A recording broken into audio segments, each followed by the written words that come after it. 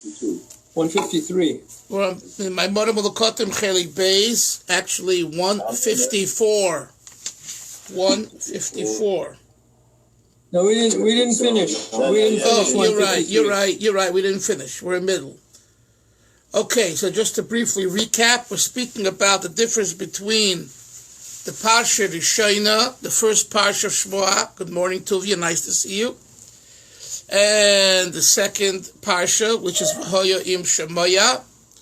The Chazal, the rabbis say, and they classify the first Parsha as Oisin Ritzayne Shel Mokim, doing the will of God, compared to the second Parsha, which is Ein Oisin Ritzayne Shel Mokim. And this is a very enigmatic statement because we're talking about doing the mitzvahs, listening to Hashem, all the details that are mentioned in both of the portions. And in fact, you probably have wondered it seems repetitious. Why repeat V'hoya im Shemaya if you already said V'yohavtas Hashem Elokecha? And that's precisely what's bothering the Chazal and why they say that the first parsha is Oisin Ritzoynoi Shel Mokom, and the second parsha is considered Ein Oisin Ritzoynoi. That's the answer to the question. What is the answer? Now, what is the answer? The answer is that there's one word difference between the first and the second parsha that makes all the difference in the world, and that's B'chol Ma'oidecha.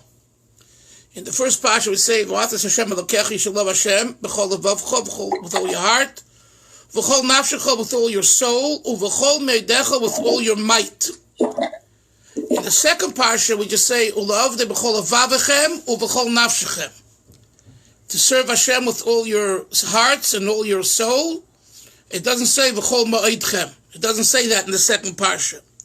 So the word Ma'odecha, is the additional emphasis and word and idea in the first verse of the second. What's the difference? Before we get to what the Rebbe says and what Chasidus says, the difference is whether a person has an obligation to love Hashem so much that it's with his entire might. Now, what the Chazal explain as Ma'oidcha? Does anyone know? Money. That's right. Your money. That's right. So in other words, you have to love God so much that you're willing to give away all your money for Hashem. That or much of your money. And that's the hardest thing. Just for a moment. Before we get to Chasidus, there is the basic Chazal. Loving God with your heart is considered easy if you compare it to V'chol Nafshecha, with your soul, which Chazal say, which Mesiras Nefesh, right? To love God with all my heart, I could get there. To have self-sacrifice, that's very difficult. And guess what? What's even more difficult is to give away all your money. Giving away all your money is more difficult than jumping into a fire. That's what it says. That's what the Chazal are saying. Think about it. It's a fascinating statement. And that you don't have in the second portion. Why not? Because if you think about it, the second portion of V'hoya im Shemaya is the more practical application of the mitzvahs. And there, we can't demand of a person to give away all of his money. That's why it doesn't say B'chol Ma'idchem. We could demand loving God with all your heart, even loving God to jump in the fire when necessary for Hashem. Yes, that Hashem can demand. B'chol Ma'idchem, think about it, it's fascinating. Hashem can't demand that of us. That's how much money touches us. It's such an interesting idea. But that's Chazal. That is, the simple Chazal. Chasidus comes along and says, let's look at this in an inner way, in a deeper way, in a more psychological way. And Chasidus says, based on Chazal, not making up its own interpretation, based on Chazal, that we call the first Parsha Yoni, Oisin Ritzoynoi Shel Mokom, doing God's will, versus the second portion called not doing God's will. Wait a minute. because I don't have B'chol Moedcha, I'm not doing God's will? Says Chasidus, yes. Why? Why? That's the question, Shalom. Why? And Chasidus says that if a person is not willing to give away, we're not talking now about money and love and self-sacrifice. That's all the literal interpretation. Ma'odcha, all your might, means all of your being and more than your being. Ma'od shelecha, whatever is considered for you, all your greatest, your highest, your most. And if you're not willing to sacrifice your might, your greatest, not your friends. What's considered for your friends simple might be for you the most difficult thing. And if you're not willing to give that away to Hashem, it's not considered you're doing God's will. Because you're doing a will, but guess what? It's your own will. And that's why you're not willing to sacrifice all of your most. Because you're not there yet. And that's why there's a difference between the first parsha of Shema and the second parsha. Based on this idea, the Rebbe here in this Maamar, the previous Rebbe, explains the difference between what he calls his Bina, meditation, and his Staklus, which the literal meaning is the gazing experience. Hillel introduced to us the idea of the fascinating experience, fascination. So what's the difference? The difference is comparable to seeing something in comparison to hearing something. When you hear something and it's great and wonderful and you understand it well, and then someone shows you a picture of something that contradicts what you just heard, who do you believe? What you see or what you heard? What you see. What you see is Re'iyah. Seeing is believing. Seeing is believing. Hearing is powerful, and on one hand, it's more convincing because you hear details and you use your cup and you understand, but nevertheless, it's not seeing. Says Chasidus, that's a difference between the first parsha of Shema and the second parsha. That in the first parsha of Shema, our commitment to HaKadosh Baruch Hu is so powerful as though we see God, and that's why I have B'chol Moedcha Boaz. That's why I'm ready and willing to give away everything my most, whatever is by me the most important, I'm willing to give it away to Hashem. In the second parsha of Shema, since the experience is only hearing, so if it's only hearing, it's not as powerful, it's not as clear, it's not as strong, and therefore, I'm not ready to do everything for you, God. Hence the Chazal say, Ein oisen ritzayni shel mokem. It's considered not doing the will of God. This is what we're learning in this Maamar, the advantage to seeing versus hearing, and he ties it and he connects it to what he said in the beginning, Ure'ei emuna, right? That he Btach b'Hashem, trust in Hashem, vasei tov, and do good, shchon eretz, dwell on the earth, ure'ei emuna, and feed faith.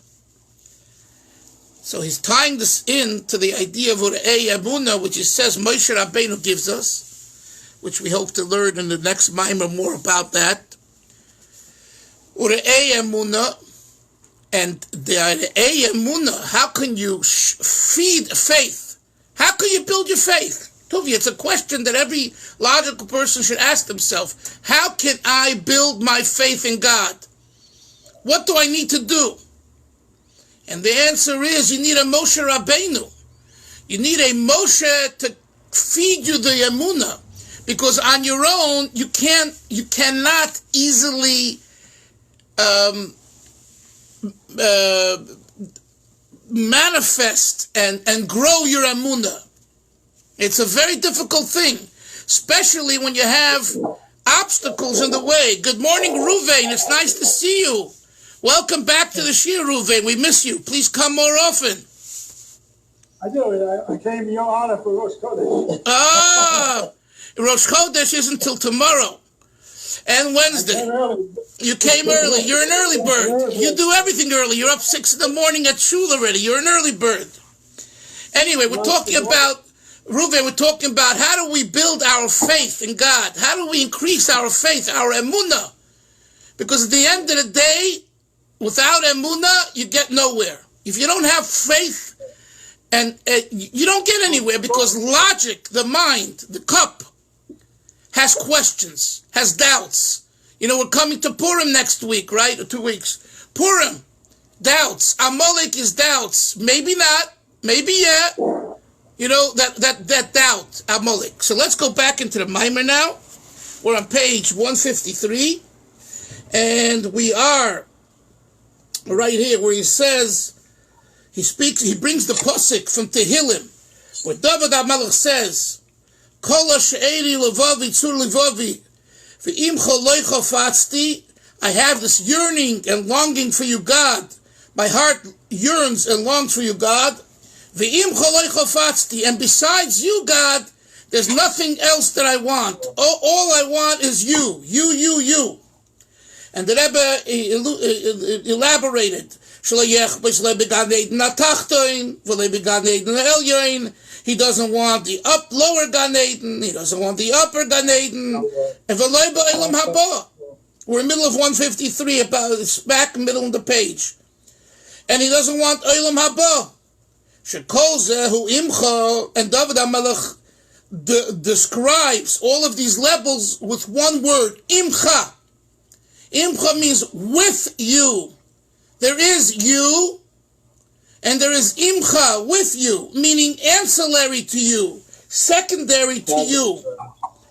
And right after the two hyphens, he says, Botel v'tofel lecha, things that are nullified and ancillary to you, and secondary to you. They're not you, God, yourself. Kiyim Yachbois, what does David HaMelech want and suggest that we want, Moshe? Ledofke bo yizbarich, one thing and one thing only, to cleave to God.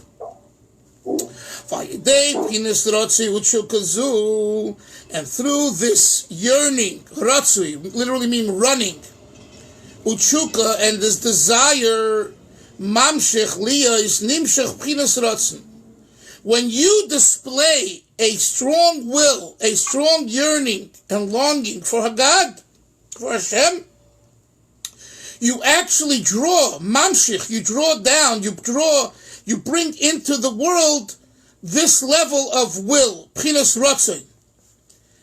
Now he says, let's look at the word ratzon. Ratzon, if you reverse the letters, oisiyos tzinoir, you get what? Like a pipe. Pipes, right? Tzinoros, pipeline. Yeah. What pipes are we talking about? Hu pchinas hamshocha me'oirin sof baruch hu. You draw down the energy from the infinite God, blessed be He, Baal Haratzoin, the master of the will, Liyois Haratzoin, to become the will. In other words, Yoni, you have, just like pipes, right? The water flows from the source through the pipes to the faucet, and then you have hot and cold water. There is something that causes the energy of Hashem, the vitality of God, to flow from on high to below. And that's what we call Tzinor. That's why Ratzon, the Ratzon means Boaz Tzinor. To draw the will of God into your life, you need to make a pipeline. You have to make a Tzinoros. 1 second, Hilo. You have to make a keli, a vessel, so that through the vessel, which in this case is you displaying your will for God, to the level of Ma'odcha, as we said earlier, that will cause the godly infinite light to flow through it. Yes, Hillel? There's a beautiful Kamarna on this idea. So his uncle, Tzvi Hirsch of Zibitchoiv, once said, he said, I never so much as had a glass of water without making a yichud. And he says, and the Kamarna explains, what was the yichud? He said that everything, that every shefa from Hashem begins in the realm of Ratzon and comes through the tzinoros. The yichud was that every shefa should come through the right pipe and should end up in the right place. Right, and for that you need to know the right yichudim. Right, I think I told you once I was up in Svas and my friend Dr. Rosen, who I guess learned Kisvi Arizal and about the yichudim, and he was making Kiddush Friday night, and he made a very slow Kiddush. And when he said the bracha, Baruch Ato Hashem, Borei Pri Agofen, he paused like by every Baruch Ato, and it was very, and it was very interesting to see someone who's actually I asked him afterwards, we're friends. I asked him, what were you thinking? What were you doing? He says, I tried to think the yichudim that I learned. You're supposed to have in mind by whatever bracha you're making for the particular yichud. Yeah. So it's a very interesting type of approach and a very meticulous one. That's what you're referring to. That's what the Kamarna is referring to. Exactly what you said, and what I just said, the story. I believe that's what the Kamarna. Because if you have the yichud of the of Hashem's name with one nekudos, and it's the wrong one for the particular bracha and issue you're making, you didn't cause a yichud. You know that. Mm-hmm. Halachically, you made a bracha, and you can eat it, and it's all wonderful. But if you're talking about yichudim, you have to know specifically what pipes go to which, A to A and B to B, and not mess them up. Otherwise, you get no water. Spiritual plumbing. Yeah. No, and by the way, it's not. I'm saying it's not a joke. It's, in other words, if you don't know, it's like, what does it say? What does the Tzemach Tzedek bring in Derech B'Tzech Shmuel? Ani lemispalel Daas ze hatinuk. I daven to Hashem like a little infant who doesn't know, child who doesn't know. He says, God, Hashem is in heaven. That's it. It's Hashem. So, B'derech Klal, most of us, and most of the time, that's the way we daven. Hashem, we don't know levels and this level and that level, Okay. But if you're already being mechaven, if you're having the yichudim in mind, then you better learn the system of the pipes, because otherwise there's no flow. It's not a joke. And by the way, this answers sometimes. It answers sometimes the question, why, if I did this and this, and I'm told I'm supposed to get this and this, why doesn't it happen? The answer is because you misjudged the pipes, and you didn't connect the right ones to the right ones. Yeah. So if you don't, so you ask yourself a question. So what am I to do now? Study Kabbalah? Study the writings of the Arizal? The answer is, if you have the time and you have the ability, you should. That's the answer. It's not as though it doesn't mean you should study Kabbalah, Ruvain. Study how to make a bracha. You're making a blessing anyway.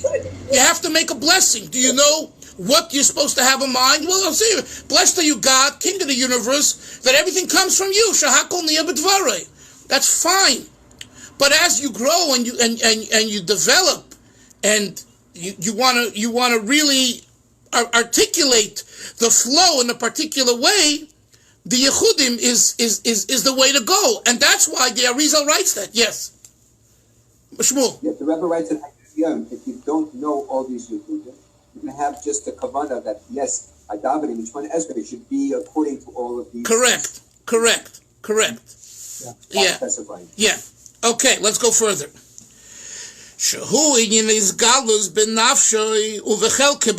The Rebbe says, when Rotzen is present, listen to this, Boaz, when Rotzen is present, it means that your soul is in a revealed state, and it impacts your portion in the world. There's very powerful words. How do you know if the Ratzon of God, if the flow of water, the tzino is being made? The answer is, if your nefesh is bihis galus. What does it mean? What does it mean, nefesh bihis galus? Revelation of soul. What it means is that what I'm doing in spiritual terms, in my avodah ruchnius, I feel nefesh. Nefesh is acting. It's not just my hands putting on tefillin. My soul is putting on tefillin. You hear the difference? There is the hands putting on tefillin this morning in shul, and there is, you have a sensation, your soul is putting on tefillin. That's a very different experience. So too in your work. Tuvia is driving on Kvish Echad, and he's driving to the airport, and he feels as he's driving, not that he is standing behind the wheel and having to watch the cops on the right and the left, not the speed, and the cuckoo drivers, and make sure to get there on time, and make sure to pick up the person, and make sure the person's happy, and put on your seatbelts, and there's the luggage stacked properly. That's all goof. That's all body. There is the spiritual driving of the van. And the van, what does that mean? My van becomes a vessel for God. Even though you're getting paid for it.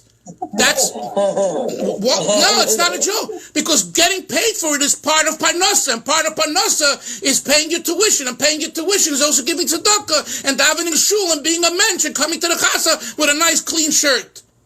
So it all is for kedusha. But I'm driving, and I have to be careful. It's like, if you drive and you get carried away with your thoughts, you can end up in the wrong place, God forbid, and hurt. So you have to have kavanah, and you have to be focused. But together with the focus, that's what he says. Is your driving an expression of Ratzon Hashem? Is your driving part of the God's mystical plan? That's what you want to get to. And believe me, when a person feels this way about their work, they're so much more excited about their work. I once heard Dennis Prager, he said, he had a room of a lot of people. He said, who can raise his hand or her hand here and say they love their job? Okay, some hands went up, many. Yeah. Then he said, who can say they love their job and they get paid for their job? Not many people.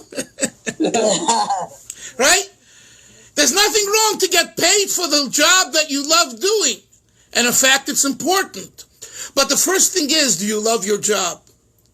Do you love your work? How do you experience really love for work? It's when God's will, the Ratzon, that's what we're talking about here. The will of God is expressive in your work. And this is not an easy task. This takes a lot of work. It takes a lot of mindset, mind work and heartfelt work. And guess what? And sometimes you can't get yourself to that point, and maybe that's the time when there's time for you to change your job if you want to go that direction. It's not as though a person must work in the field that they choose, and be miserable. Not at all. It's very important to be satisfied and to be happy. But again, today we have the flip side where people are just changing jobs left and right, backwards and forwards, and they're not happy with this, not happy with that. I tell my girls, get yourself a job. Well, I don't like this, I don't like that. Well, I'm sorry, you're 20, 21, 22, 23, 24. You got to make some money. You got to get a job. Start somewhere and build yourself up. And those that listen, Baruch Hashem, that happens. Because if you're good at what you do, ultimately the right employer and the right situation will come. It will come. Just keep at it. This is what we're talking about when we talk about v'chel k'boilam. I elaborated because the Rebbe writes here a very interesting line. Shu'inyan is galus b'nafshoi u'v'chel k'boilam. That's why. Sha'olam, let's continue. Sheloi hu ba'ofen acher. And the Rebbe says, then your world will be a very different world. Why? Since you see godliness in everything you're doing, to the right, the left, the center, you could say, Yoni, you could say clearly, I see God in here, and I see God there. In every aspect, I see Hashem. V'hu ho'ayim ho'aliki ha'mahav machayes mehus mitziyah shel kol davar. What do you actually see with your mind's eye? You see the godly force called the ayin that creates and enlivens the essence of what you see and everything in your life. By him is alichtike Welt. By such a person, these are beautiful Yiddish words, is alichtike Welt. It's an enlightened, a lit up world. Zet in jeder Sach dem Teuch Pnimi von der Sach. In everything he sees the inner purpose of everything. A person who's able to see in every aspect of their life the kavona pnimis, that's what we mean. Toch pnimi hillel means kavona pnimis, the inside, really what's taking place behind the outside facade. That person has been illuminated with the godly light. Was das is sein emes mehus hametzias. The Rebbe says the kavona pnimi is the inner purpose and intent, is the real essence of the outer core, the outer material existence. All this can be accomplished, Tuvia, in the first parsha. This is all contained, everything we just said, in the first parsha Shema. That's the objective of the first parsha. Masha'en came conversely, Parsha v'hoyim shemoya, the second parsha. Hagam dichsiv bo, although it says there, v'hoya im shemoya tishmo, it shall be, listen when you shall listen. Right? So here we're talking about Reuven following God, listening to God. So why is that not so powerful? Hine shmiya hi bina, because shemoya, right? What are the opening words? Yoni of the second parsha, Shemaya Tishmiu. Shmiya, hearing. He Bina, it's only understanding. Havana Ba'alma, regular, ordinary understanding. V'lo hiskashrus. It's not the binding, the knot, the hiskashrus. Al yedei hadas, using das, ki'ilu roye, as though you see it. It's hearing, I hear you, right? Like the saying, I hear you. I hear you loud and clear, but it's still I hear you. It's not I see you, it's I hear you. And that's why in the second parsha it doesn't say bechol miyodecha. Pchinas Adam. Remember what we learned yesterday? If you take the words mi'od, Ruvain, mem, aleph, dalet, and you reverse the letters, Moshe, what do you get? Adam. So that's why the Adam, the man, the human, is not experienced in the second parsha, because it's kiyim p'chinas zera behema. It goes back to what we're learning. It's the plant, the seed of the animal.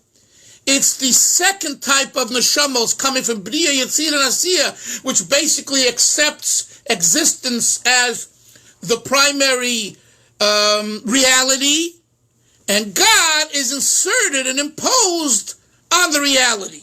That's Zera Behema. Shehem Neshamas the Bria. So they are Neshamas the Bria.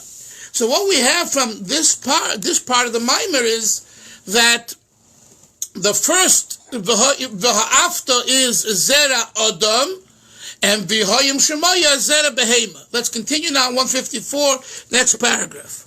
V'abchina ha'memutzas ha'mechaberes u'mesaveges Chochma Bina hi Daas. So how do you bridge together?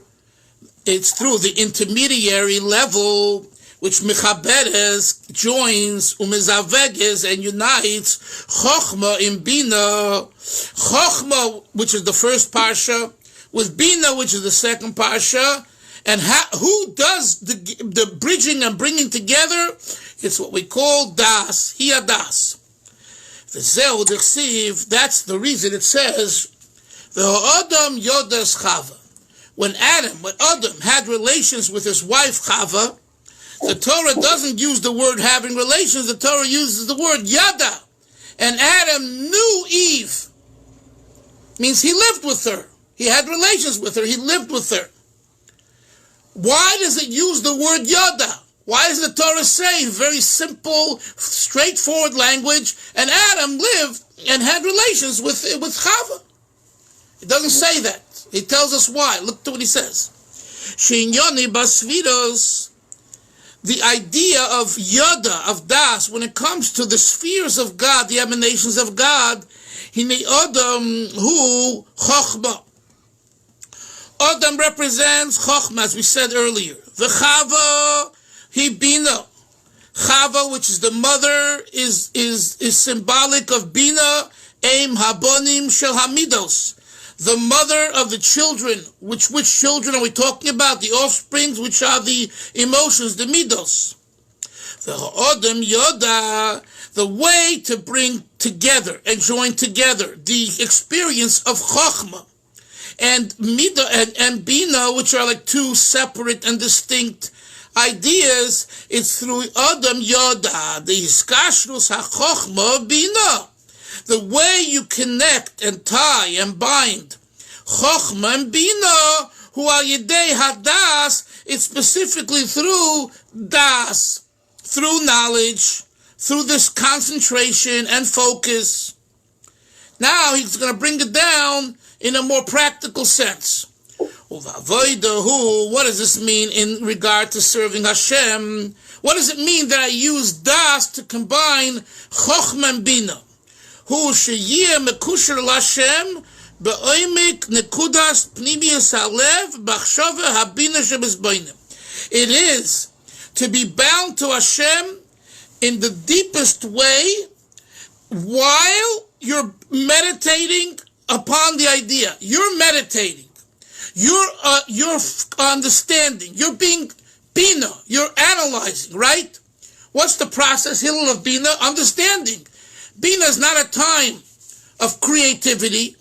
Bina is not a time, seemingly, of connectedness. Bina is simply, I want to understand what's going on. I need to understand it. Bina, says the Rebbe. But what's the essence of that? What should be and can be the essence of your understanding? Not just to be an understanding experience, it should be a binding experience. That I walk away from understanding what I'm learning, that I want to be that way. That's a very different attitude. You come into a college course to a professor, right? You might be saying to yourself, I don't want to be anything like this professor. This professor is disgusting. This professor is no good. This professor has terrible ideas, but he or she is my professor. They have knowledge. I have to hear their knowledge and hear their information. But do you want to be like them? No way. You have no intent of being mekushar, bound to them and to their ideology. Here we're saying just the opposite. We're saying that the information that you learn, the Bina, should not only just be Bina in the sense of understanding and elaborate understanding, but you should come to a point where your understanding of Hashem is infiltrated and permeated with wanting to be like God, mekushar, connected. That's what we're talking about. Mashenkin Bina Levada. So that's if there's a Das that combines the Bina to the Chochma. Conversely, if you have just Bina Levada, understanding itself, since it is only in your thought, Even if you have deep thought, it doesn't touch your very essence. There are so many people that have great, deep understanding, and you see, it doesn't touch their heart. Why? If you understand something so well, shouldn't you be moved? And the answer is that they limited their understanding experience just to understanding, just to Bina. They didn't introduce Daas into the Bina experience. And because they didn't introduce Daas, Tzemach, it's lacking heart. It's all in the cup. It's intellect. And you see this. You see this in reality. Big intellects, when it comes to the heart, many times they're missing. What happened over here? If you understand something, Moshe, so well, why don't you necessarily have that feeling of implementation and commitment and desire to be? The answer Chasidus says is because you didn't use Daas in your Bina. It was only Bina. You understand? And this is such an important point. Because many times we will learn and we will understand and we will learn well. But to overcome, or better said, to become glued to the issue and to be like the issue that I'm learning, to emulate it and to live it, requires Daas, focus and concentration. If you don't focus on it and you don't concentrate, it can remain just an intellectual experience, as fascinating as it is. Yes, Moshe? You were saying, that sometimes you feel you have the Daas, but yet, like, old habits die hard, as they said. So you try to change a meter or something, and it's, even though you understand it, I think you have Daas, it still doesn't. No, but Moshe, you're using Daas here for Bina. You got to follow the lingo of the Maamar. We're talking about. I'm not saying you're wrong. What I'm saying is, but you're just using the wrong lingo. The lingo in the Maamar is that you're missing Daas and you only have Bina. Daas, we don't mean here knowledge, okay? We mean here focus and concentration. And here he uses actually the word hiskashrus. You know what hiskashrus means? It's a new word for you, but it's a very important word. You know what the word means? Connectedness. Are you connected? Or let's say in simple English, are you plugged in? Are you plugged in? If you're not plugged in, you can have here we are on the screen. We're plugged in, we can see each other. Imagine we weren't plugged in properly, we can hear each other, but we don't have that same experience because you're not plugged in. You got to be plugged in so what we're saying is that even if you have all the information, which you called earlier knowledge, and we call it in the Maamar Bina, right, Hillel? You have the knowledge. You understand, and you can articulate, and you can explain, and you can even be a maven. What's only a maven? You can deduce Aleph from Beis and Beis from Aleph. Everything. Aleph is Aleph and Aleph and Beis and Aleph and backwards and forwards. Deduction. You can go round and round and make yourself crazy, make other people crazy. Present your equations, put them on the board, mislead students, tell them the right information. You're a master. You're a master, right? But it's all Bina. It's all in the cup. It doesn't become part of your heart and surely not part of the experience. Yes, Yoni. So Rabbi, can we deduce from this? Could be that I think we learned this maybe a few weeks ago, maybe a few months ago. Actually, we talked about how somebody learns the Torah, he learns Gemara, he learns Mishnayos, he learns Chochma, he learns everything, but it doesn't connect. Meaning, you learn all day, but you don't learn Chasidus, so you're not plugging in to that. Yeah, but Yoni, sorry to say you could. Yeah, but Yoni, sorry to say, you could learn Chasidus and a lot of it too, and you might not be connected. It's not about the content of what you're learning. Sure, Chasidus, like we're learning, talks about it openly on the pages. It puts it in your face, and makes you look at yourself. But plenty of times we learn Chasidus, let me say this, Yoni. We're not talking here about this discussion here is way beyond what the outer, do I do the mitzvah? Do I not do the mitzvah? Do I like putting on film? Do I not like putting on film? It includes that too, but it's much deeper than that. I'm already doing the mitzvah. I'm already learning, and I'm already understanding Chasidus, Mishnayos, Halacha, all parts of Torah. The question is am I mekushar? Am I connected? If you're connected when a string is tied and the string is pulled a certain way, you get schlepped along. Okay? Do you feel when you have a friend somewhere else in the world, and that friend has either a simcha or, God forbid, a pain and a sorrow, do you feel it in your bed while you're lying on your bed? You're talking about you're so connected that when he or she is moved, it moves you. And the same as with in Torah learning, Moshe. There is learning and there is understanding and there is knowing. Knowing, as Chasidus explains it in this Maamar as well, is Daas, which is hiskashrus, connectedness. And it's a very different experience. So, Yoni, I'm saying, sensitivity there. Okay, fine. But I'm saying it's right to say that the teachings of Chasidus and Musar sensitize a person more. But it don't walk away thinking that because you learn Chasidus or you learn Musar, therefore you're automatically connected. It's not that way. It's not that way.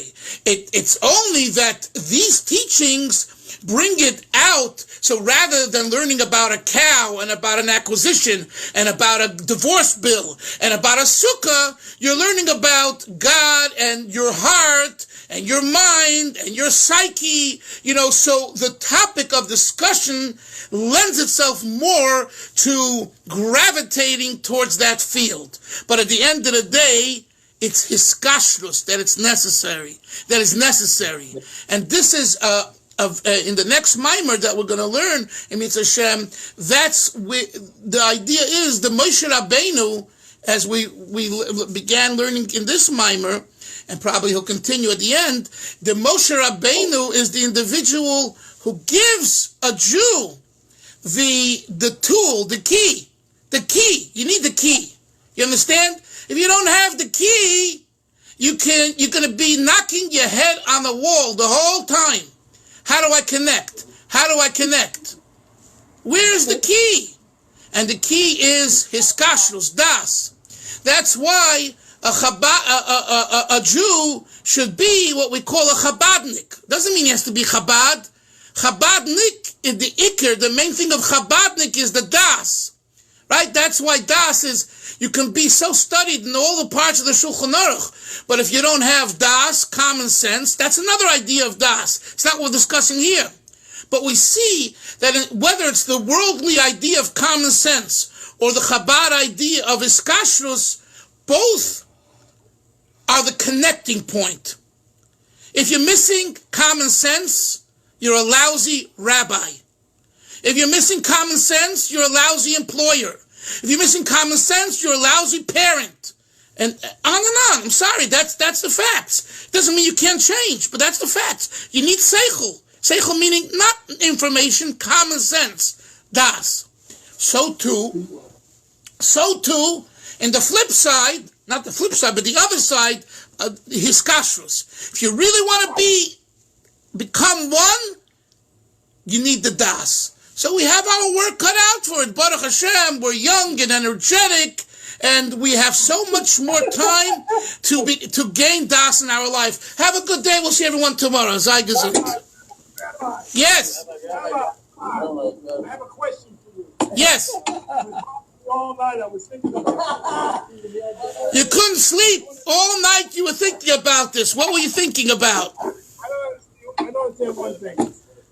This Maamar and everything you're doing, all these things, and Lubavitch and everything Lubavitch does, right? Yes. Very good. Why are these things not in English? So the average person can read them. There's a lot in English. There is a lot in English. All these things you do, none of this stuff is in English. That's not true. Some is in English. Hold on. There's a lot in English. Shmuel can show you piles of Maamarim in English. These particular ones are not in English. Listen, this has Are you going to choose any that are going to be in English? Shmuel, the Maamar V'ata Tetzava, Shmuel, the Maamar V'ata Tetzava is in the Hasidic Heritage series. There is an English edition. So, if you can find a copy for Reuven, would be great. He wants it in English. But we're going to learn the Hebrew. We're not learning in English because people here. No, I didn't say not to learn in Hebrew, but someone like me and other people would like to join to follow along in English and get a better understanding. Okay, but that's why they made Archibald. I understand, but these Also the translation, yeah. Reuven, these discourses, as you hear, they lend themselves to this type of conversation that we have in the morning. And yes, and a lot of it's not in English. There are other discourses which are in English, but I find them to be a little more difficult to share. And but if the next Maamar that we chose. I think is in English, but we have to, you have to have a copy of it, Okay. Okay, Sei gesund, Tatzlach.